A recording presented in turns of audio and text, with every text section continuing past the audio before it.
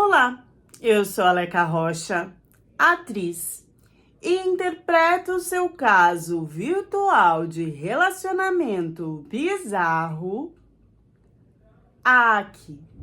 Ele foi muito covarde. Ele pegou, me chamou pra conversar no hotel. Me levou pro hotel. E lá nesse hotel, ele me espancou,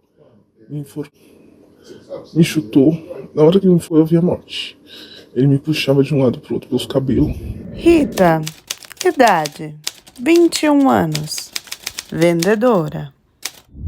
A minha história foi há uns 10 anos atrás, mas com o aumento de grupos de imigrantes aqui no Brasil e de outras mulheres que têm até me contado coisas piores, eu achei que era muito importante compartilhar com vocês.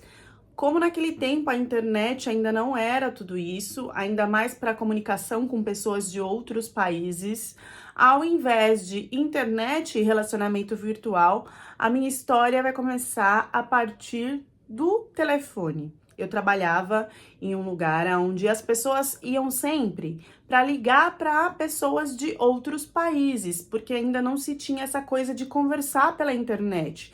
Então se comprava um cartão na hora e lá se tinha um tempo que a pessoa podia usar para conversar com seus familiares.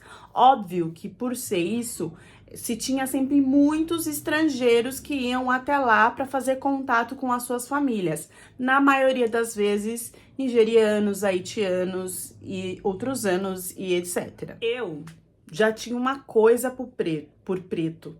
Eu já gostava da cor. Desde que eu era pequenininha, eu já tinha uma conexão, e mais velha, óbvio que com esses pretões bonitos que tem por aí, virou-se a atração, né? A conexão virou atração. E lá começou a chegar uma rinca de preto, e era aqueles negros bem apessoados, sabe? Que usava aqueles relojão de ouro, que fazia assim, iluminava tudo, né? Quase que Power Ranger ativar. E aquelas camisas, aquelas estampas que a gente não sabia de onde que vinha, que era super bonita, com aqueles sapatinho bico fino. Mas fazia uma fila assim, dava pra fazer o nido unité. E eu só ali no raio laser, né? Era um mais bonito que o outro. Eu comecei a admirar, falar, meu Deus, mas que é isso aqui? Era uns look diferentes, o idioma, um sotaque bonito, sabe? Que pegava assim, que vocês falavam pela boca, mas te puxava pelo coração. Nossa, eu sei que quando eu vi, meu olho tava brilhando, brilhando. Que eu era quase que eu soltava um uau, uau. Minha vontade era uau, o que tá acontecendo aqui?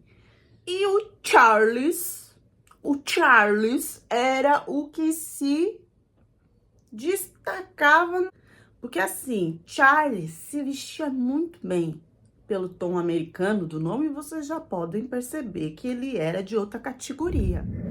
Charles, idade, 30 anos, professor de inglês. Charles, pra mim, Hamogudi Uirá no Facebook, entendeu? Hamogudi Uirá. Esse era o nome dele no Facebook. Pra mim era Charles. Antes fosse o das Panteras, né, gente? Só que não. O Charles tinha 5 fotos no Facebook. As 5 fotos eram na mesma loja de aparelho eletrônico tirado com a mesma roupa, a 1 segundo na frente do outro, no mesmo dia, na mesma hora. O que mudava era o seguinte: numa ele tava sério, na outra ele tava sorrindo. Na outra ele tava de longe, na outra era meio corpo e na outra ele tava virado da horizontal para vertical, porque eu acho que não deu tempo dele postar do jeito certo. Era careca, então a gente tinha uma cabeça de ovo de Páscoa. Então a gente tinha uma cabeça de ovo de Páscoa meio amargo. Usava óculos escuros igual daquele cantor Falcão. E adorava dançar forró do Frank Aguiar. Além de falar que tinha 30 anos, mas parecia ter muito mais. O Charles me contou que ele passou por uma luta muito grande até chegar ao Brasil. E quando ele chegou no Brasil, ele conseguiu se virar e se formou para ser professor de inglês. Então agora ele trabalhava e vivia tranquilamente aqui e eu me admirei com a história de vida dele, com o esforço todo que ele teve para conseguir chegar até onde ele chegou. Ele foi muito atencioso, me chamou logo para ir para um barzinho. Eu mesma que escolhi e nesse envolvimento todo a gente começou a ficar. No dia desse barzinho, eu lembro que ele tava com um terno todo bege, cor de papelão, e tava com um sapato bico fino de crocodilo. Imagina o crocodilo vindo lá da África. Gente, aquilo era tão verde, tão vivo, que eu tava com medo que fosse me morder. Eu fico imaginando um cara todo de bege com os pés de crocodilo. Era pra correr, né? Mas eu me apaixonei. Talvez fosse alguma simbologia ou um sinal de que ele tava querendo me dizer que ele tava querendo me comer já desde o pé de crocodilo, né? Nunca se sabe. Me deixou muito interessada e acabou que a gente começou a se ver muito, até porque ele morava perto do meu trabalho. E acabou que às vezes eu também ia dormir lá na casa dele. E acabou que a gente às vezes também furunfava. E acabou que quase sempre a gente se amava. No começo, quando a gente ia no mercado, ele fazia questão que eu pegasse tudo da melhor qualidade, o que eu quisesse, colocasse no carrinho, e ele pagava tudo de olho fechado. Quando ele conheceu a minha mãe, ele também fez isso. Ele chegava lá pra minha mãe: o que a senhora tá precisando? Vamos no mercado. Deixava minha mãe fazer o rapa, pagava tudo. Por isso que pra minha mãe sempre tava tudo bem, tudo certo. Porque assim, ele assumia as necessidades lá da parte de alimentação dela sem reclamar. Sempre que a gente fosse sair, ele queria me levar nos melhores lugares, nos lugares tops, bom mesmo. E ele me apresentou vários tipos de comida africana. Eu lembro que uma vez, gente, ele me mostrou uma carne que eu tinha que comer, que era uma carne feita lá do jeito que era africano. Gente, eu nem sei o que eu tava comendo. Foi meio, não gostei, mas a gente faz costume. Eu lembro que eu mastigava.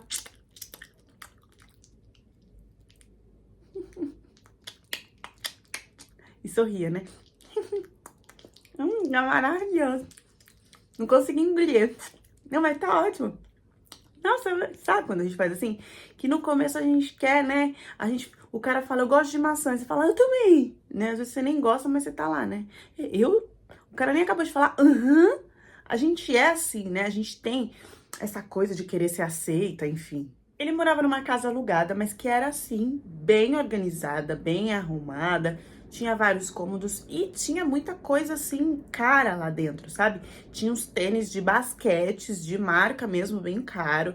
Ele gostava de uns perfumes também, que eram caríssimos. Várias coisas assim, roupa, tudo muito de marca, muito sempre produzido. Um luxo só. Ele passava pra mim que era um homem que eu podia confiar, um homem sério, um homem seguro, né? E nisso eu fui me envolvendo, mas na verdade ele era mulherengo. Porque como que um cara gosta de dançar forró, a música do Frank Aguiar, o que vocês acham que ele fazia? Passava rasteira no forró, né? Mas eu tava lá com aquela imagem do homem super protetor que só queria ficar comigo. Ponto importante: eu só ia até a casa dele quando ele me chamava. Ou seja, não era quando eu queria e não era sempre. E algumas vezes que eu falei que eu iria, ele me barrou falando que aquele dia não dava e que não era pra eu ir. Estranhei. E estranhei mais quando eu tava lá na casa dele, começou a aparecer uns homens zarrão, tudo nigeriano. Entrava, mas cada hora entrava um maior que o outro, falando na língua dele, a balgabugaue, e eu não sabia o que se tava falando, e eles entravam e ia tudo lá pro fundo, com uma sacola, umas coisas. Eu falei: mas o que esses homens será que fica aprontando, né? Quando eu vi que eles estavam enrolando, embalando umas coisas. Só depois que eu fui entender que eles estavam... Eu via que estavam enrolando, embalando, não sei o quê, que eles estavam encapsulando droga. E aí eu vou explicar pra vocês como é que era. Eles iam lá no fundo, no quintal, e aí eles colocavam a droga, tipo num saquinho de geladinho, embrulhava muito bem, aí começava a passar a fita preta até virar uma cápsula. E ali era uma responsabilidade muito grande, porque ele dizia que eles tinham que fechar direito aquela cápsula, porque se abrisse dentro de alguém, estourava, a pessoa morria. Só aí que foi caindo a minha ficha do que ele realmente fazia. E que ele ainda teve a cara de pau de comentar, assim, do nada, quando a gente estava conversando, ele virava e falava: nossa, esse trabalho que você faz, você ganha muito pouco, é quase nada, não dá pra viver, você tem que ganhar mais e não sei o quê. E soltava assim de que eu poderia ser uma dessas pessoas que levava essa droga dentro do corpo porque dava muito dinheiro e que eu jamais seria pega. E eu não entendia porque ele sempre afirmava com muita certeza de que eu jamais seria pega. Eu cheguei um dia pra ele e perguntei, falei, mas por que você fala isso assim com exatidão, de que eu não corro nenhum por cento de risco e tal? E eu me assustei quando ele respondeu que, na verdade, ele tinha certeza disso porque eu era branca. E a polícia e nem ninguém jamais pararia uma pessoa branca para duvidar dessa situação. Por isso, então, eu estaria salva e sempre ganharia muito dinheiro. Óbvio que eu não fiz nenhuma vez e nem tentei, mas vocês acreditam que no começo que ele falava isso, eu não conseguia assimilar que ele estava tentando me envolver para que eu virasse uma dessas mulheres, dessas mulas? E eu também entendia que eu tinha que ficar alerta, mas não assimilava o risco de que se eu estava vendo ali, eu era cúmplice, de que aquilo era uma coisa muito perigosa, que eu deveria sair dessa situação. Eu não assimilei nada disso. Tanto que eu ainda inventei de fazer uma feijoada para esses homens. Eu queria de toda forma agradar ele, que ele me visse como uma grande parceira, sabe? Que ele me amasse, que ele mostrasse sentimentos por mim. Lá fui eu, toda feliz. Gente, eu fiz uma feijoada com tudo, com couve, com tudo que tinha direito. Eu nem acreditei que eu consegui fazer aquilo sozinha. Fiquei super feliz, super orgulhosa. Fui servir eles e nesse momento o Charles, ele ficou tão bravo, a ponto de pegar minha feijoada e jogar praticamente fora. Porque ele falou que tinha carne de porco e que eles não comiam carne de porco. Eu não sabia disso. Um ainda estava esfomeado, comeu, adorou e tal. Mas ele, o Charles, ficou assim, bravo, que eu não tinha que ter feito aquilo. E, sabe, desperdiçou comida, desperdiçou tudo, porque ele jogou fora. Eu não sabia se ele era muçulmano ou não, eu sabia que ele ia numa igreja evangélica, que ele sempre chamava Deus de God. God, porque em nome de God. Como ele foi esfriando comigo e eu falava que ia pra lá, ele falava que não, era só quando ele falava que eu poderia ir e isso foi diminuindo com o tempo. Eu fui ficando desconfiada e em uma oportunidade que eu fui pra casa dele, eu resolvi fuçar lá numas coisas e achei umas fotos de uma mulher. E essa mulher estava sentada no colo dele e na casa que eu estava com ele. Ali eu percebi que ele não tinha só eu, que ele estava ficando com outras mulheres, por isso que eu não podia ir sempre. Então eu fiquei muito brava, falei, não, eu vou terminar.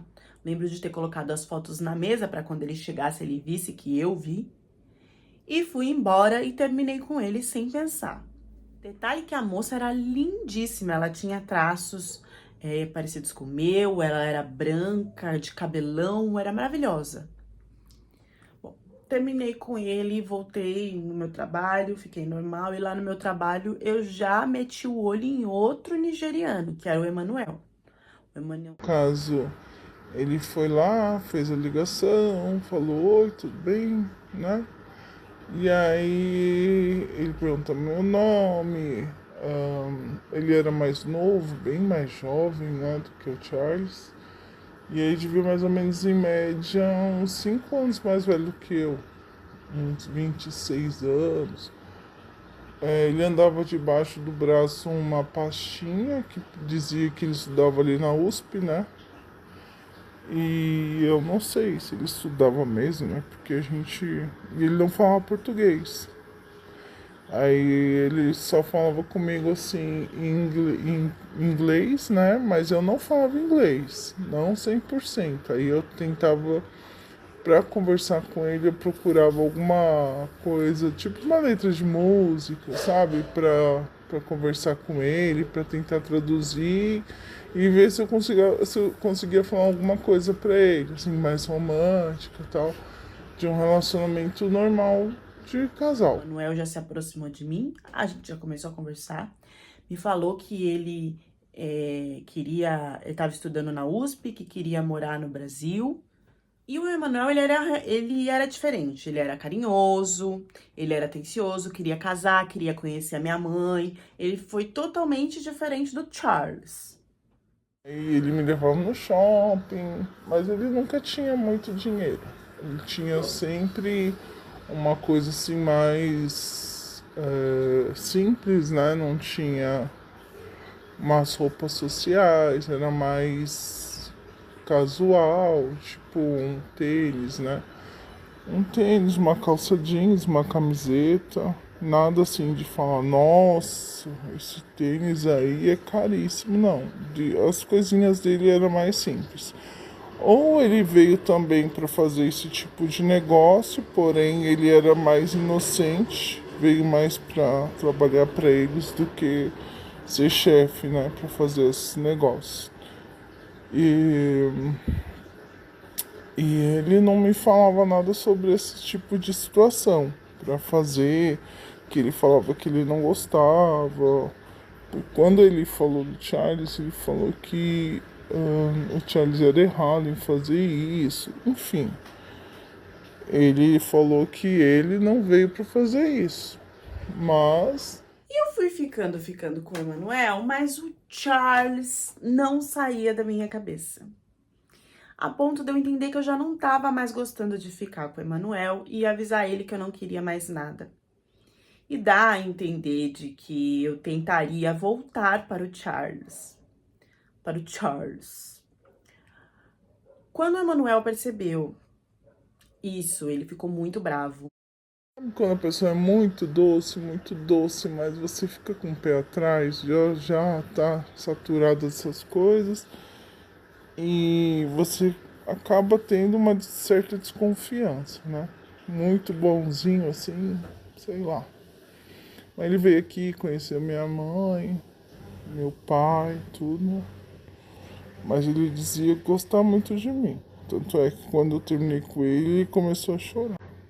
Ele ficou muito mal. E veio falar pra mim coisas do Charles, achando que eu mudaria de opinião por causa disso. Eu lembro que ele me sentou e falou: olha, você não sabe quem o Charles é, o que realmente acontece na vida dele. Pra você ter noção, ele tem uma namorada que está presa. E essa mulher está presa porque ele instruiu essa mulher a ser mula dele, a carregar droga pra tudo quanto é país, e ela foi pega, e por isso ela foi presa. Tipo, o cara fez isso com a própria namorada. E como assim você tá indo atrás dele, sendo que ele continua tendo contato com essa mulher? Isso é loucura, você não pode fazer isso, você tem que ficar comigo. Enfim, foi toda aquela coisa. E eu achando que ele tinha inventado essa história pra, tipo, eu não ir atrás do Charles. Eis que eu voltei com o Charles. Eis que eu estou na casa do Charles. Me dá uns 5 minutos e eu começo a fuçar tudo quanto é coisa pra tentar descobrir mais coisa da vida dele. E nesse fuça-fuça, no meio de livro, no meio de documento, no meio de papelada, o que eu acho?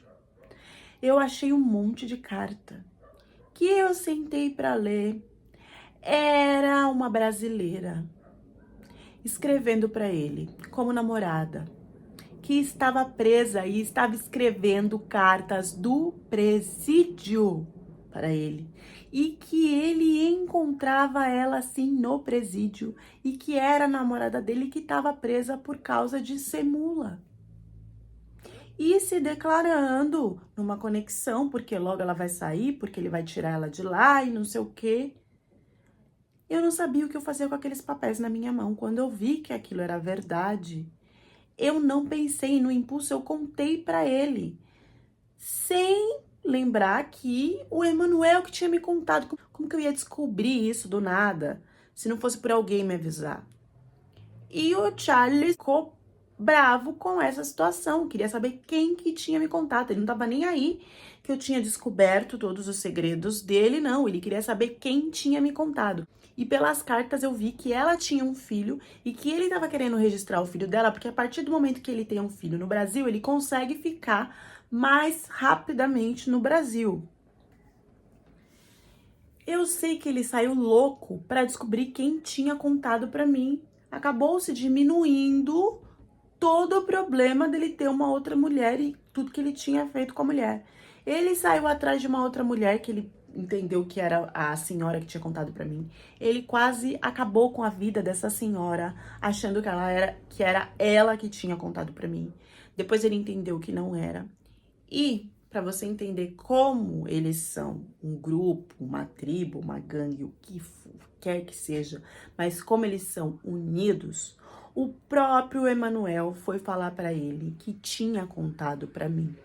Não só tinha contado para mim, como também tinha ficado comigo. O Emanuel abriu tudo para ele. Tudo. Foi um falso comigo. E o pior foi a reação que o Charles teve sobre isso. Porque eu não sei se vocês sabem, mas eles são muito machistas, possessivos, ciumentos. E jamais que uma mulher que está com ele vai ficar com outro homem da mesma tribo, que ele conheça. Isso não existe. Sempre que a gente queria mudar, né, a rotina, fazer alguma coisa diferente, comemorar alguma coisa, ele me levava nos hotéisinhos que eram bem chinfrins, de rua mesmo, sabe? Aquelas portinhas que tem a escadinha e tem aquele quartinho que é bem simples, então. E aí, depois de toda essa confusão, ele me chamou para ir nesse hotel. E eu fui. Ele foi muito covarde, ele foi muito malvado, porque eu achei que eu tava indo pra uma comemoração.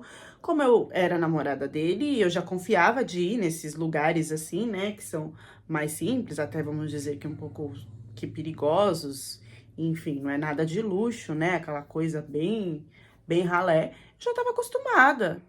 Só que ele não me levou lá pra gente se beijar, ter relações nem nada. Chegando lá, ele veio pra cima de mim pra me espancar. Entendeu? E aí, quando ele colocou a mão no meu pescoço, que ele começou a me informar, eu falei, meu, tipo assim, eu vi assim a minha vida indo embora naquele momento. Eu vi assim a morte, entendeu? Porque ele me chutava, ele me pegava pelo cabelo, me puxava de um lado pro outro. E eu falava, cara, eu não vou sobreviver a isso, agora é o meu fim, não tenho o que eu fazer. Eu podia gritar, podia fazer o que quisesse, que eu não ia ter ajuda. E ali ele me espancou de todas as formas que vocês possam imaginar. Você já deixou seu like? Não precisa nem parar o vídeo, é só clicar aqui embaixo, assistindo mesmo. E o hypar também, por favor, tem ajudado muito o canal a ficar muito mais engajado. Muitas mulheres estão chegando, muitas histórias estão chegando. Eu sou muito grata, eu já falei muito 50 vezes, e vou falar de novo que eu sou muito grata a toda a ajuda de divulgação que vocês estão dando pro canal. Gratidão. E passou um tempo, eu ali, daquele jeito, eu falei, nossa, minha vida vai acabar aqui. Só que não acabou. Foi esperado, assim, eu me recuperar, de pelo menos ter força de sair dali. Era um lugar que não precisava deixar seu documento, que não precisava deixar nada. E ele saiu comigo, né? Ele saiu por uma saída e eu saí por outra, como se nada tivesse acontecido. E assim eu fui pra minha casa, e assim a gente manteve. Eu fiquei numa condição, assim, em estado de choque, que eu não sabia como reagir. Eu não fui pro médico, não fui pra polícia, não fui pra nada. E era como se aquilo não tivesse acontecido, como se tivesse rolado um apagão. E desse jeito a gente continuou. A gente continuou a nossa relação. Até porque, um pouco mais pra frente, eu descobri que eu tava grávida. Um pouco antes disso, eu já tava com os hormônios à flor da pele e eu morei um pouco de tempo com ele, né? Enquanto eu tava lá na casa dele, ele falava muito mal, que eu era desorganizada, que eu atrapalhava nas coisas dele, que, sei lá, tava invadindo o espaço dele. E a gente brigava sempre por várias coisas, eu sempre tava com roxo, eu sempre tava com alguma coisa. E eu lembro de uma vez que eu não tava aguentando mais, eu queria dar um fim em tudo aquilo, eu não sabia como. Era como se eu tivesse com os hormônios à flor da pele, tudo já era muito cruel e tava ficando muito maior meu grau hormonal, que eu nem sabia o que era, já era óbvio que o início da gravidez. E aí eu decidi, tipo, acabar com a minha vida na frente dele. Eu peguei uma faca, um objeto cortante, e eu passei com meu pulso na frente dele. Eu queria ceifar tudo ali. Eu não queria mais viver aquilo, eu não queria mais saber de resolver, de fugir do que seria. Eu ainda não sabia que eu tava grávida. E aí ele me levou no médico, tudo. Óbvio que chegando lá eu menti, eu falei pro médico que eu tava cortando o frango e foi um acidente. E eu não sei muito bem como que passou isso, porque assim, nos dias de hoje já seria mais difícil de passar essa mentira, porque o médico, o psicólogo, todo mundo, eles têm noção de como que é feito quando você quer acabar com a sua vida, quando é acidental, dá pra perceber, né? Óbvio que eles perceberam. Só que há 10 anos atrás a sociedade era muito mais machista, com aquela coisa de que em briga de marido e mulher a gente não mete a colher, ou de que então vamos silenciar, e assim se passou de que eu realmente tinha me machucado tentando lá cortar o frango, entendeu? Nos dias de hoje eu já acredito que seria pelo menos encaminhada para uma psicóloga, eles iriam entender que não era muito bem aquilo, apesar de que eu acredito que ainda tenham pessoas que passem por cima dessa situação e silenciem. E foi assim comigo. O médico acreditou e eu voltei pra minha casa desse jeito, na verdade, pra casa dele. Foi aí que depois eu descobri que eu tava grávida. E foi uma felicidade pra mim, porque eu sempre quis ter uma criança. Eu não vi isso como algo ruim. Eu não quis acabar com isso. Pelo contrário, eu me fortaleci que para que eu tivesse o bebê, que seria uma felicidade imensa pra mim. Comprei um berço pra neném nascer. Pra neném nascer foi muito difícil, porque a gente chegou, já tinha passado muito tempo da neném nascer. A gente demorou muito pra chegar no hospital, acabou passando da hora, depois a neném teve que ficar 15 dias na UTI, e eu saí do hospital com leite, muito leite, meu peito inflamando e tal. E aí eu tinha que sempre ir de ônibus pra lá, mesmo com a cesárea recém-feita, pra dar o leite pra neném, pra visitar a neném. Foi horrível. Só me senti em paz quando essa menina estava nos meus braços em casa. Foi muito triste, foi muito sofrido. E depois de 6 meses, ele simplesmente virou pra mim e falou que tinha que fazer uma viagem, que ia pra Amsterdã, que era uma coisa a trabalho, e que logo ele voltava. E nessa viagem, gente, ele nunca mais voltou. Ele desapareceu. Ele desapareceu da minha vida. Ficou muito claro todo esse tempo de que ele queria, não só comigo, mas assim como ele fez com outras mulheres, e acredito que brasileiras, era usar a gente como mula, para ele ganhar dinheiro, né, que não existia aula de inglês nem nada, ele ganhava dinheiro tráfico de droga. A partir daí eu cuidei da minha vida, eu cuidei da minha filha sozinha. Ele desapareceu, não existia contato, não existia nada. Eu cheguei até a conversar com alguns caras que eu lembrava que ia na casa e tudo, mas assim, ninguém me dava informação. Só depois de um tempo, em Ibirapuera, eu encontrei um nigeriano que disse que, porque ele tinha um carro, um Corsa, eu não sabia de onde que tinha vindo aquele carro, não sabia como ele tinha comprado. E aí esse nigeriano falou, eu dei oi, ele falou, eu lembro de você, eu nem lembrava muito bem dele.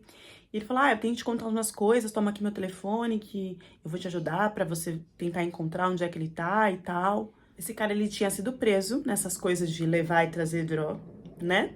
E aí ele tinha dado um dinheiro pro Charles guardar pra quando ele saísse e tal, né, ele ter o dinheiro. E o Charles sumiu com o dinheiro comprando esse carro, nunca mais devolveu nada pra ele e ficou por isso mesmo. Então ele tinha sido roubado pelo Charles. No começo de tudo isso eu não enxergava os riscos. Depois só que eu fui entender a história de terror que eu vivi, que eu passei. Até hoje pra contar é muito difícil, eu fico mal e tal. E a única coisa boa, e que eu não me arrependo, eu faria tudo de novo, foi a questão de eu ter minha filha. Minha filha hoje, ela é formada na faculdade federal, ela conseguiu tudo sozinha, ela tem a casa dela, ela é de outro estado, foi para outro lugar, correu atrás de tudo. Hoje ela é o meu orgulho, sabe? Então, por eu ver minha filha agora grandona, conquistando tudo que ela quer, batalhando, eu não me arrependo por causa disso. Mas o que eu passei foi um terror na mão desse cara. E aí eu queria, né, trouxe pra Leca pra que ficasse de alerta, porque eu sei que isso acontece hoje e de forma bem pior. Então, pra gente ficar bem acordada com tudo. Hoje eu sou uma mãe muito feliz, graças a Deus tenho outros filhos com outra pessoa, consegui me encaminhar, consegui recuperar muitos traumas, apesar de quando eu conto eu ainda fico muito mal, mas é uma coisa que passou na minha vida, graças a Deus.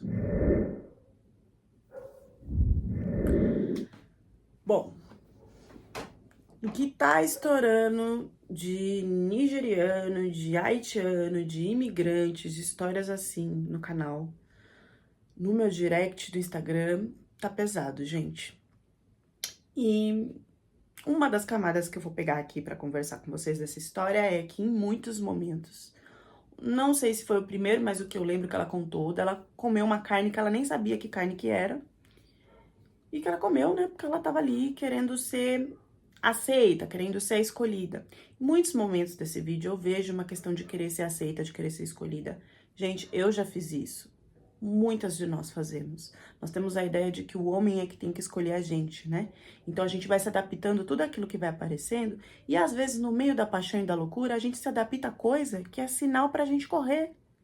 E a gente tá aceitando porque a gente quer, né, o sentimento daquela pessoa, porque a gente quer aquela pessoa do lado.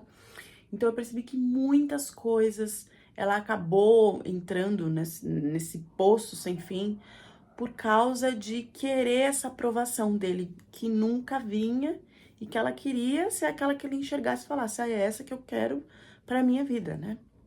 A gente faz isso muito. Muitos comportamentos até hoje da mulher ainda é direcionado desde pequenininho para criança para que ela seja aceita pela sociedade, né? Ah, porque tem que falar baixinho, porque não pode confrontar, porque nessas coisas todas que a gente já sabe e que é muito importante a gente estar quebrando. Então, eu acho que essa foi uma camada muito importante que eu consegui observar no vídeo e que serve para todas nós mulheres. As próximas eu deixo para vocês comentarem aqui nos comentários do canal. Eu fico muito feliz com os comentários de reflexão e de ajuda e apoio que vocês dão, né?